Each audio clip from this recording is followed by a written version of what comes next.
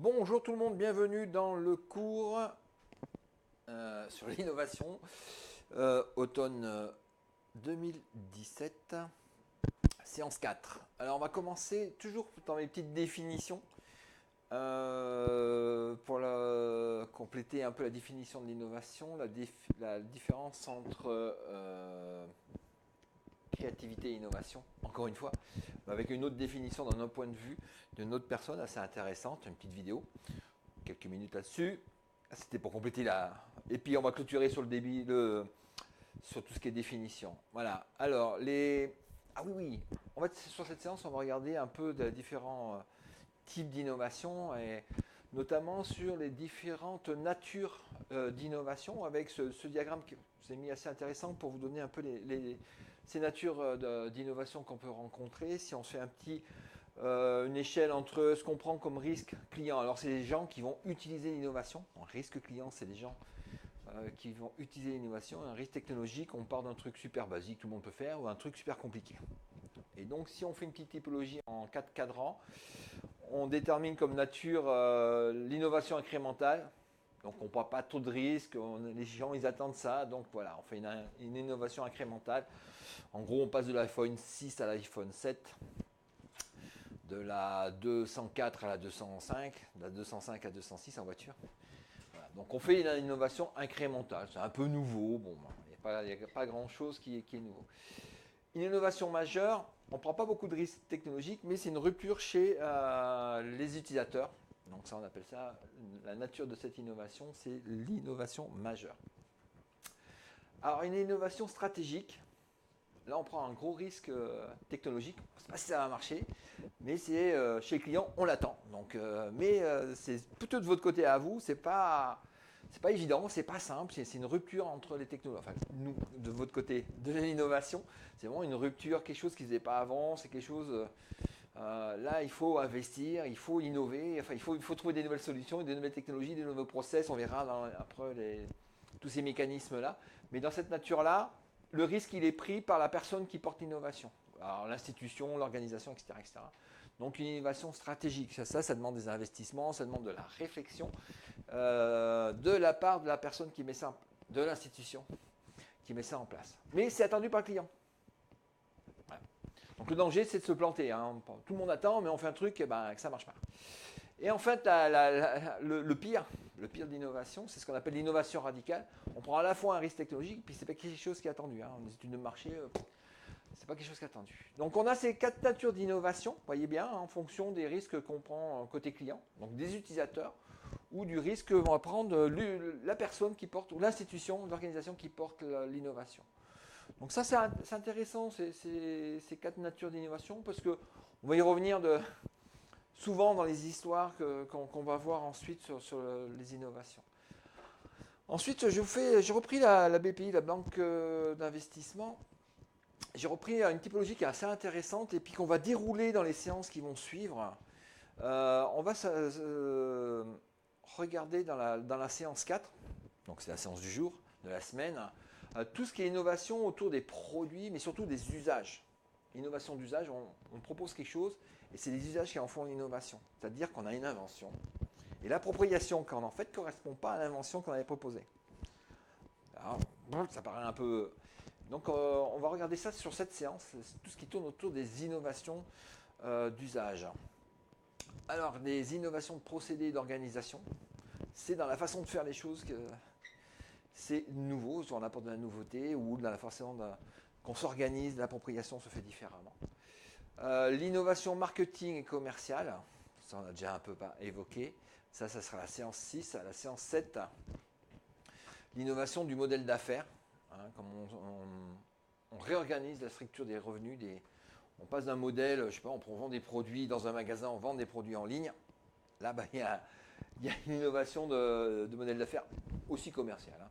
On verra tout ça dans le détail. Innovation technologique. Alors ça, vous êtes super, les étudiants scientifiques à la DOA, là, vous êtes super au taquet sur tout ce qui est technologie. Là-dessus, vous allez me trouver plus d'exemples.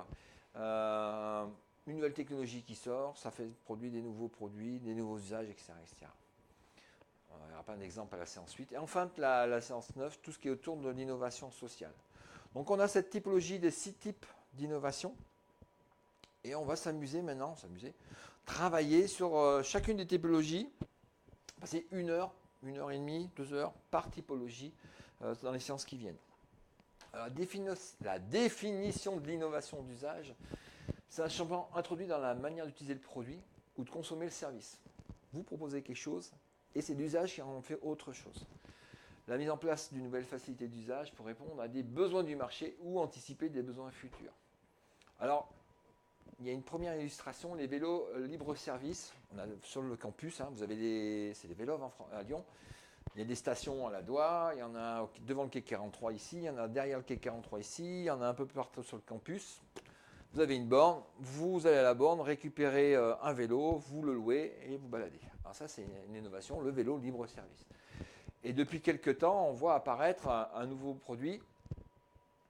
Alors ça, c'est déjà, le vélo, c'est déjà une innovation. Et il y en a un nouveau qui est en train d'arriver, un nouveau modèle d'usage qui est complètement différent. Donc ça, c'est le vélo. C'est les vélos, au lieu d'aller à la borne, on a une application qui nous dit oui, il y a un vélo disponible, on va le chercher. On paye via l'application.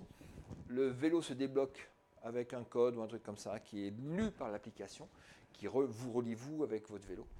Et il n'y a plus besoin de borne, il n'y a plus besoin d'installation, il n'y a plus besoin de dispositifs dans la ville, de bornes comme on a ici, comme on en a là. Vous pouvez mettre vos vélos où vous voulez. Ça, c'est de l'innovation. Vous n'avez plus besoin de vous rendre à la borne. Enfin, c'est des innovations jusqu'à un certain point. Est-ce que c'est un progrès? On revient sur les choses qu'on avait vues tout à l'heure. Parce que, en exemple, c'est un modèle qui marche en Chine, c'est vite le bazar. Surtout que là-bas, ils ont beaucoup de vélos, ils sont assez nombreux. Et donc, ça peut être le footrack comme ça. Il n'y a plus de borne, on met les vélos où on veut. Bon, à mon avis, il faut un peu d'organisation, sinon ça va vite venir en bazar. Je vois bien l'arrivée sur le campus des tas de vélos quand vous arriverez le matin, comme ça serait marrant. Est-ce qu'il y a vraiment une innovation? Oui. Est-ce que c'est vraiment un progrès? Voilà. Ensuite, sur les processus d'innovation, comment les flux de décision, d'organisation de l'innovation. Alors, l'innovation ascendante, c'est la base qui demande. Et puis ça remonte. L'innovation ouverte, c'est vraiment autour de tout le monde. L'innovation sociale. Et au centre, l'innovation centrée usager. Donc un peu, c'est des mécanismes qui amènent cette innovation-là. Donc je vous propose pour cette séance aussi de voir, au-delà des usages aussi, faire un petit truc sur l'innovation, tout ce qui est l'innovation ouverte, open innovation, avec une super conférence TED. J'espère que vous connaissez d'autres conférences TED.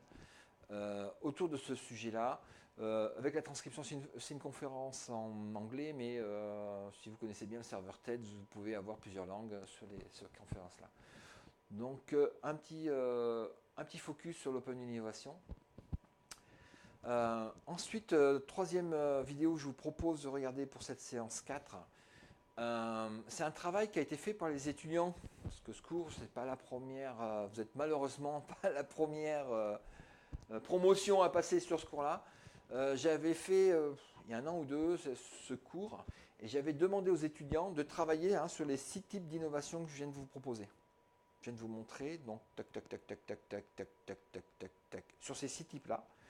Et donc, le groupe d'étudiants m'avait fait une vidéo par type, et elles sont super bien ces vidéos, comme quoi les étudiants peuvent bien bosser. J'espère que vous allez me faire des belles vidéos vous aussi. Et donc là, on a des vidéos pour chacun de ces 6 types d'innovation. On va avoir une vidéo de présentation. J'aurais demandé de me faire ça en Pechakucha. C'est quoi ce truc-là? Vous irez voir ce que c'est qu'un Pechakucha. Ne trouvez pas, je vous le mettrai dans les commentaires et puis je vous expliquerai. Donc en gros, cherchez ce que c'est qu'un Pechakucha. Je vous laisse jouer. Mettez ça sur les commentaires en dessous. Et donc, vous aurez une vidéo d'illustration pour les 6 types d'innovation qu'on va travailler. Donc, pour la séance 4, innovation sociale, je vous demande d'aller voir ça, celle-ci. Et une fois que vous avez vu cette vidéo, je vous ai mis tout un tas de documents, de références, de liens autour de l'innovation sociale et l'innovation d'usage. Et avec tout un tableau qui vous montre entre l'innovation incrémentale, ce qui est meilleur, et l'innovation radicale, les 2 dimensions, là, entre ce qui est attendu par le marché ou qui n'est pas attendu par le marché, où on prend ou on ne prend pas de risque technologique.